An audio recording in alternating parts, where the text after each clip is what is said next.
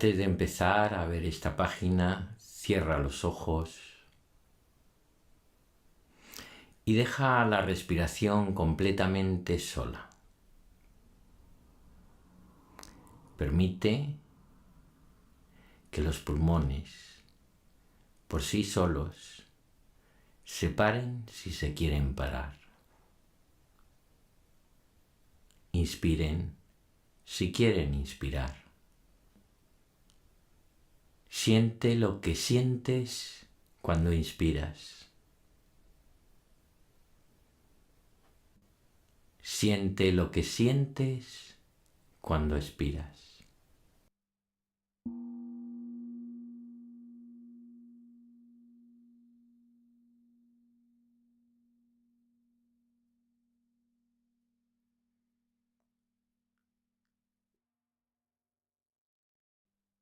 Abre lentamente los ojos y empieza a explorar. Buenos días a todos. Ayer fue 14 de noviembre y el mensaje no se oyó. Y hoy es 15 de noviembre y lo que voy a hacer es juntar el 14 y el 15 de noviembre en el mensaje de hoy, que va a ser un poquito largo, que como el contenido del mensaje de hoy es profundamente filosófico y por lo tanto difícil de entender cómo llevar a la práctica, pues va a ser un mensaje largo y que va a tener también un satsang de Guru Raj para que lo escuchéis y para que os transmita de esa forma sutil que tienen los grandes maestros espirituales de transmitir las cosas, el contenido profundo y sutil de este mensaje. Aquello que crees que es real es irreal. Aquello que crees que es irreal es la verdadera realidad.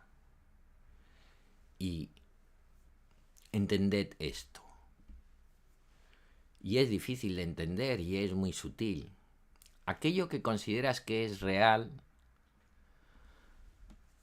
el relato que te haces a ti mismo de ti mismo, la proyección en la pantalla de tu mente, que lo vives como tu propia realidad,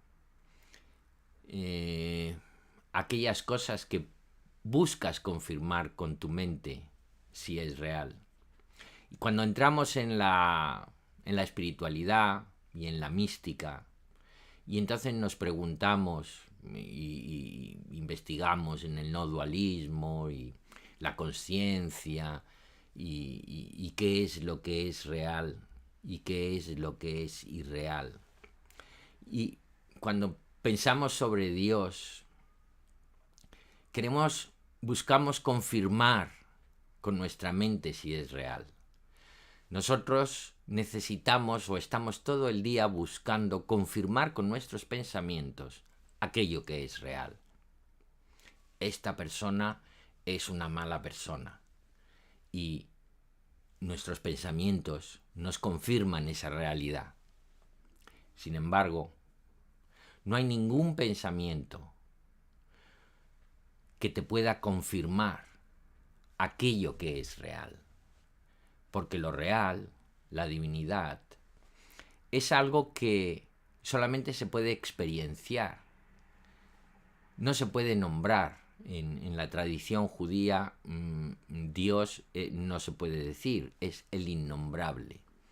El innombrable quiere decir que no le puedes poner una etiqueta, que no lo puedes limitar a un concepto, a un pensamiento. Pues lo limitado no puede contener a lo ilimitado. Y entonces entramos en esa dualidad que es la dualidad más profunda, que es entre lo finito y lo infinito. Algunos matemáticos se volvieron locos pensando sobre este tema. Así pues que no penséis demasiado sobre este tema, sino que procurar experimentar eso que es real y que se manifiesta en la actualidad del día que tienes para vivir.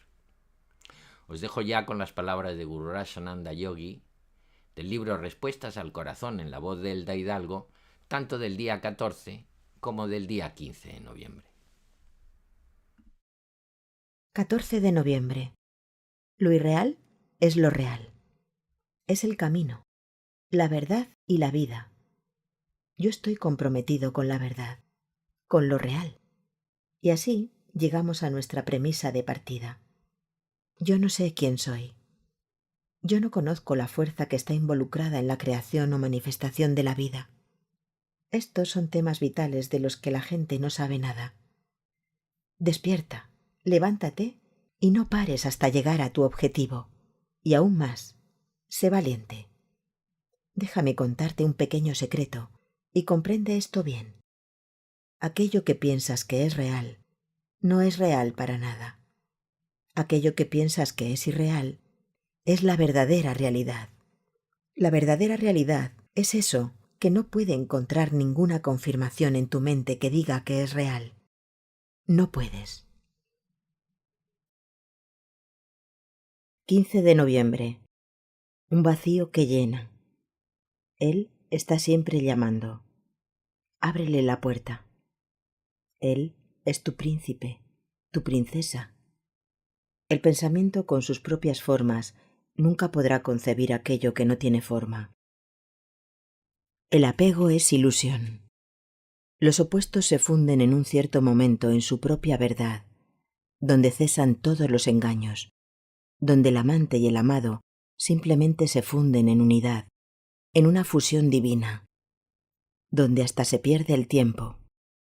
¿Qué es lo que hay sino ese abrazo de amor que te lleva más allá de ti mismo? La autorrealización, fundirse en la divinidad, es encontrar otra vez el vacío que está vacío de todas las superimposiciones, de todas las ataduras que constituyen tu mundo en su no realidad.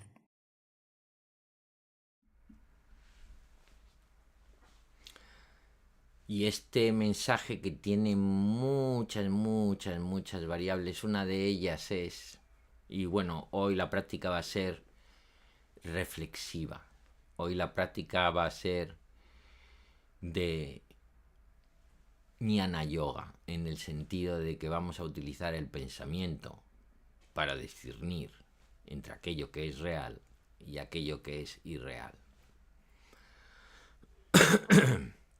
Pero uno de los mensajes esenciales aquí es: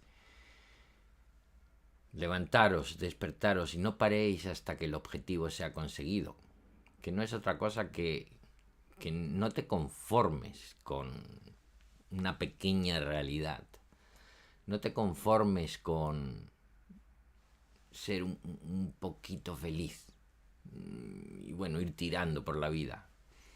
No te conformes con no poder sentir la plenitud del amor en tu corazón. No te conformes y no pares hasta que consigas experimentar esa verdad, esa realidad que se vive en el camino que es la vida. Y en ese camino que es la vida, experimentas la verdad. Y no pares hasta que lo consigas y sobre todo sé valiente. Aguanta un poquito más. Da un pasito más. No te pares hasta que lo consigues. No te des por vencido. Y sé diligente, porque como mi maestro se preguntaba, puedes llegar a la iluminación o al darte cuenta o a sentir esa plenitud en 6 meses. Pero tienes que estar permanentemente con tu corazón puesto en la presencia de tu amado, en la presencia de la expresión del amado, en este útero materno que es el universo en el que vivimos o esta tierra en la que estamos. Ahora os voy a dejar con un satsang de Guru Raj que habla de estos temas, que es un satsang que para entenderlo en su profundidad hay que verlo 20 veces. Así pues que si queréis tenéis muchos días para ver este mismo mensaje otra vez con el mensaje que lleva a continuación en el satsang de Guru Raj, para que con la mente puedas siquiera discernir el pasito que tienes que dar hoy en pos de vivir esa realidad, que es lo que tú piensas que es irreal. Y nada más, acordaros, son solo 16 horas y es solamente un día, y hoy solo es reflexionar. Busca un momento a lo largo del día para escuchar este mensaje, a lo mejor otra vez, incluyendo este satsang, a lo mejor otra vez, y ya habrás visto el satsang 2 veces. Te faltarán solo 18. Y nada más, que paséis un muy muy bonito día. Namaste.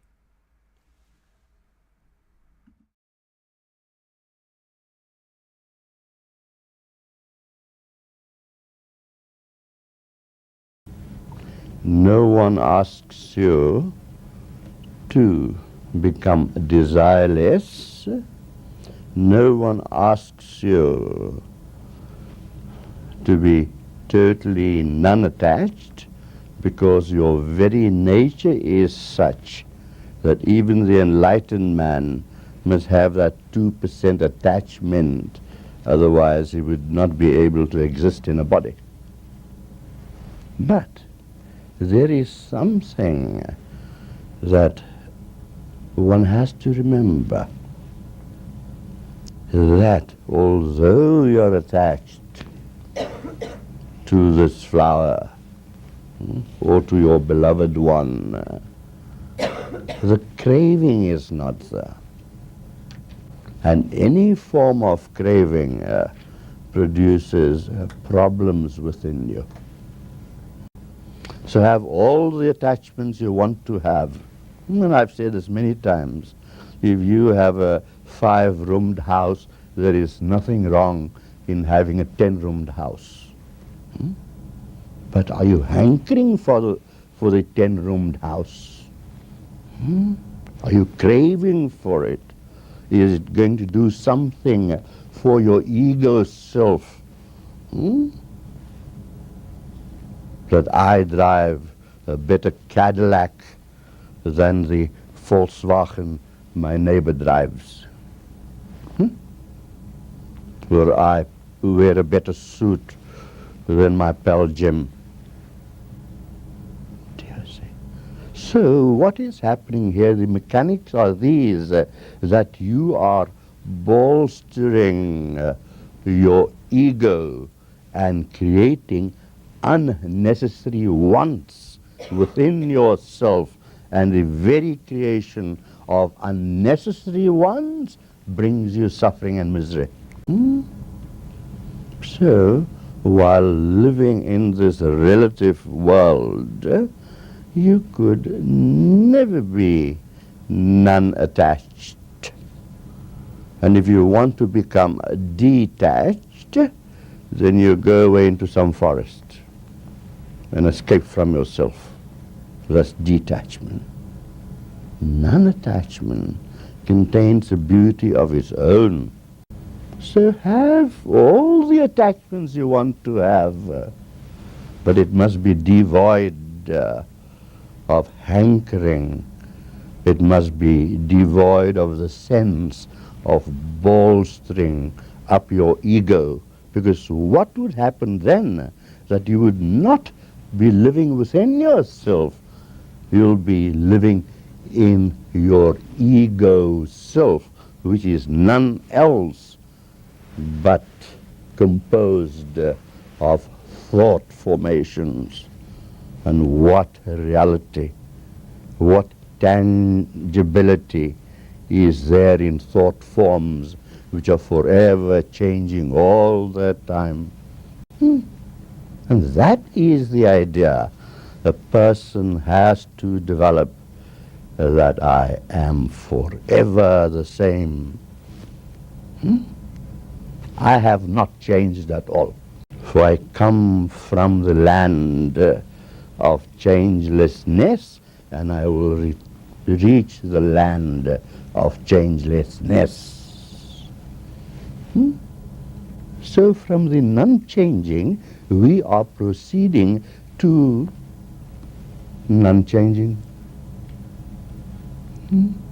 And yet all the things that come up in your minds, changing, changing, changing, which are none else but thought forms.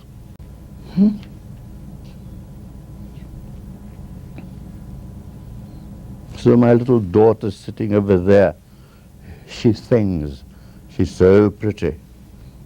I mean, everyone thinks that they are pretty, you know. They imagine themselves to be far better looking than what they really are. And that's a fact. Look into the mirror again, and you will think you are far more nicer looking than what you really are.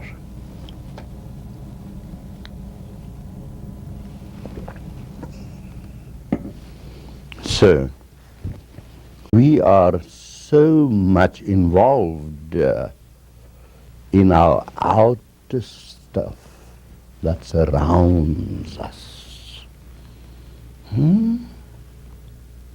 It is the externality that is influencing our lives.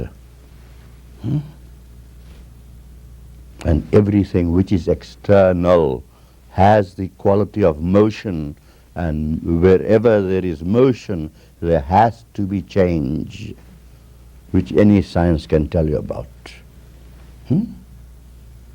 So, as the external things around you change, you are at the same time being influenced by your ego self, which is forever changing, and the changing of the ego self makes you see the changes around you. You see how it is all interrelated. But when you find through your spiritual practices and meditations that beautiful stillness within you, then all change disappear.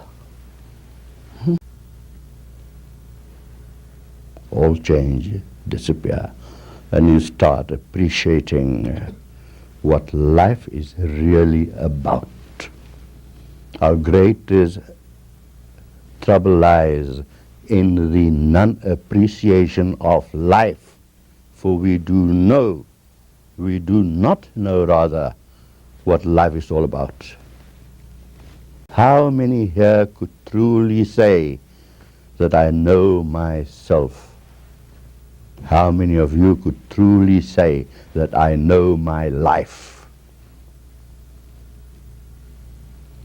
But far ways to go to be able to know yourself, to be able to know what life is, because nothing else could exist but life itself. For everything is living, pulsating.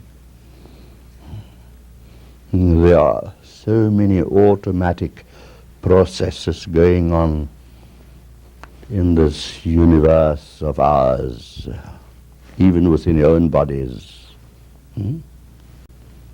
that you are not even aware of. How much are you aware of your heart beating? Unless you get a pain, then you become aware. So your awareness lies in the pain, but not in the very object itself of that beautifully pulsating heart. And Dr. Padmini will tell us how many gallons of blood it pumps throughout the body in 24 hours. And yet we are not aware of it. How many are really aware of themselves breathing? No, you're not. How many are aware of their own thoughts? They think that they think. But what are the mechanics of thoughts? Where do thoughts originate? How have they come about? What is the mechanism within that makes a thought form itself into a conscious thought? Because there's so much involved, far, far deeper down within yourselves, where you go back and further back and further back to the original thought, which, by the way, was not thought of by anybody or any being. It found its existence by itself, and that very thought force that found its own existence is still carrying on and on and on. And will carry on till eternity. So be glad you have that little ego. So at least you have some little cognition of what's happening around you, or perhaps what's happening to a very limited degree, what is within you. So we come to the basic premise. I do not know who I am. I do not know what life is. I do not know the force that's involved in the creation or manifestation of life. These are vital issues of which people know nothing about. Yes. And yet all theologies go on saying, man, know thyself. But it doesn't answer you. It makes an injunction. It commands you, man, know thyself. But does it answer you who is really yourself? Does it show you the techniques in how to know yourself? Most of these theologies can be thrown away. They were formulations of unrealized men or women, for that matter.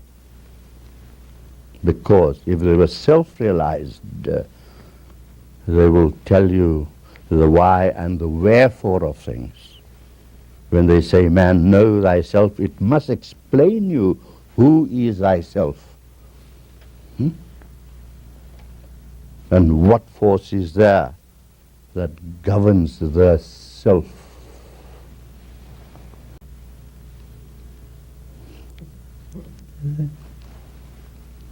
So we normally divide things up because separation is part of our nature. We always divide things up.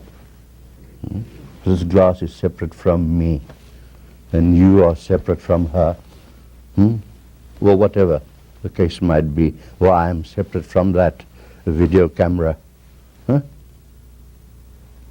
And because of the sense of separation, you also create the separation from your little self, separated from the big self, which is you.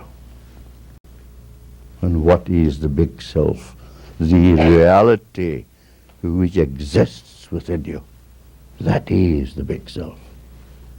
Indefinable, incomparable, beyond all words, indefinable, but experientiable. Now, if you can regard life to be an experience itself, existing by itself, you will at least come a little way nearer the truth of yourself. And that is knowing, to repeat again, that I exist. And when you could really say, not the little ego that talks a lot of nonsense, it is always talking a lot of gibberish or gabbering around. But when you say, I exist, you know the meaning of yourself, of that eternal I, which is you and none else. Nothing else in this universe exists. Only you exist. And within saying that I exist, I find that the entire universe exists in me. No separation. So the universe is not there. For if the universe was there, I would be nowhere. But because I bring the universe within myself, I can truly stand up and say, I exist, for I am divinity itself, and nothing else can exist except divinity itself. Yet people put on labels. They call him a he, or some other religionists might call that force a she. I just call it it. It exists. What did Descartes say again? I asked you to remind me the other day. I think, therefore I am. The bloody fool. If he was here, I'd shoot him. I think, therefore I am. Who thinks? What thinks? And what could give you, what thought could give you the meaning that I am what I am? You see how wrong Descartes was. You could never think that you are, but you are, therefore you think. The other way around. See, these philosophers, Herbert Spencer, Schopenhauer, Fichte, Fichte, Jichte.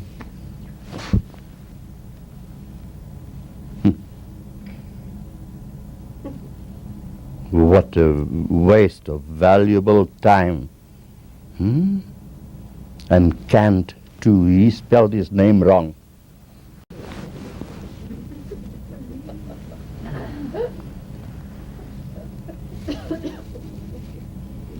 What a great loss of valuable time and of paper.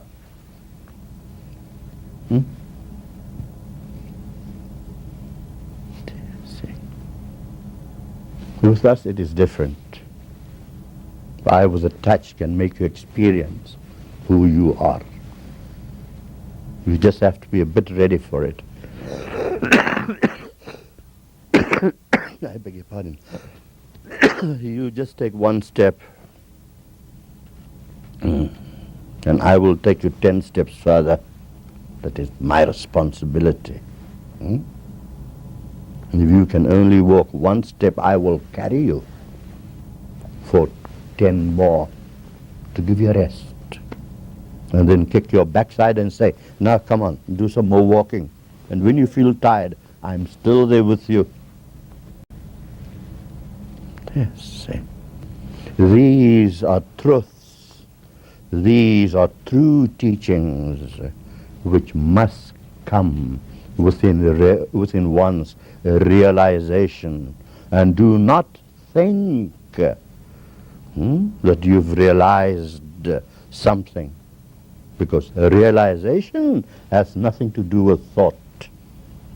because all thought is formulated by one's imagination, by the creation of one thought, combining itself with another thought, thinking it is creating a new thought. It is not. That is what thinking is all about. But realization is something else. A real I, without any cessation. A real I, cessation. A real I, without cessation. That is realization. So children of immortality, like Vivekananda has said, rise, awake, and stop not till the goal is reached. But I would add on to that, Guy, be brave.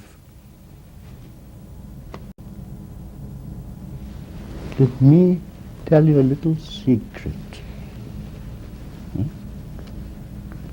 And understand this world.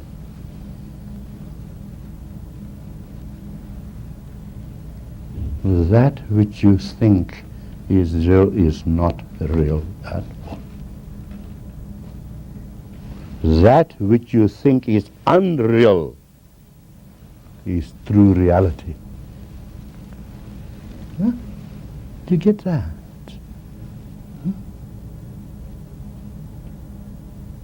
Because the true reality is that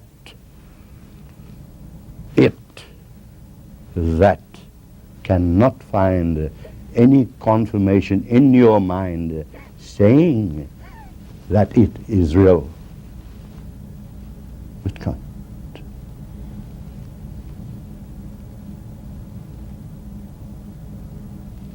So what are you confirming? What are you affirming?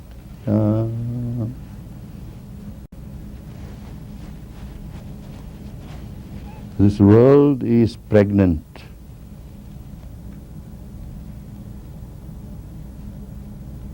And I'm not talking of the population explosion. Pregnant with thoughts that could never germinate. Because they're involved in thought formations. Now how can the formless have formation? And how can thought realize with its own particular forms that which is formless? Is that possible, I ask you? The realization. That's where we have to reach. The other part of your question was, is self-realization possible in this lifetime? And my answer is yes, it is possible. Spend just 6 months with me, constantly in my company, and I will make you self-realized, not by knowledge and wisdom alone, but opening yourself up for a touch, where you will start identifying yourself with identification itself, which is none other but yourself.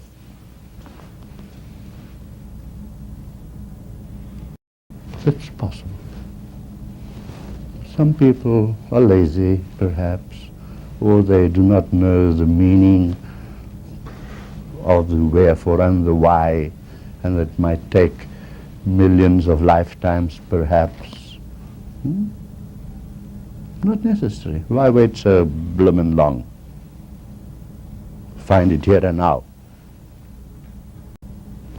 When you walk out here,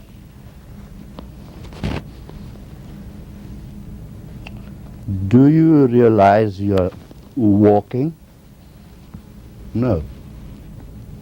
It's just a motion you're producing. Right.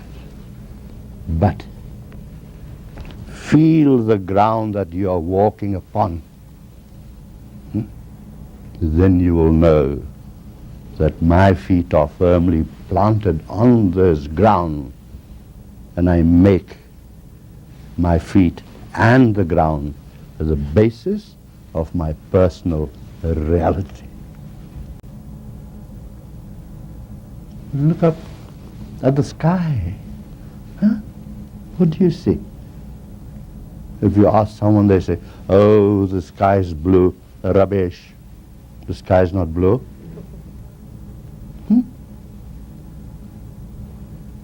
It is the water down here that is blue and reflected up that makes the sky seem blue.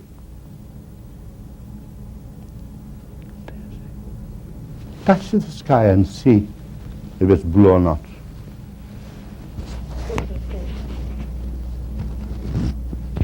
But I am blue. And blue with you guys for not going a bit faster for self-realization. Therefore, sometimes I cry for you and I feel blue.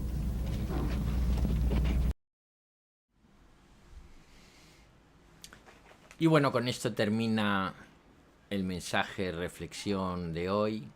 Mañana será un día especial. Mañana tenemos un mensaje especial, así que no os lo perdáis. Y parte del mensaje especial de mañana tiene que ver con el satsang que hemos oído ahora. Y bueno, pues acordaros que son solo 16 horas y es solamente un día. Y de nuevo, que paséis un muy, muy bonito día y hasta mañana.